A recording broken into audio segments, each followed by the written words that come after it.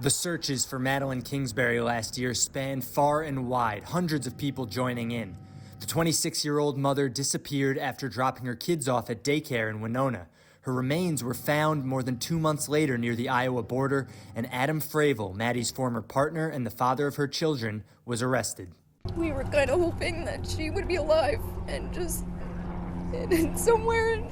I'm sorry. On Monday, Fravel's murder trial will begin. Joe Tamburino, a defense attorney not associated with the case, says Fravel's lawyers will have to deal with evidence that he allegedly had abused Maddie before she went missing. They're going to argue that whatever happened in the past doesn't mean that he did the murder. That's quite true.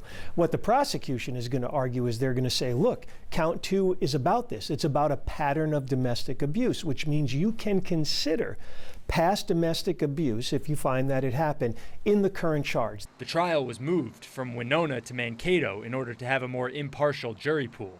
The judge has also ruled no public displays of support for Maddie will be allowed in the courtroom.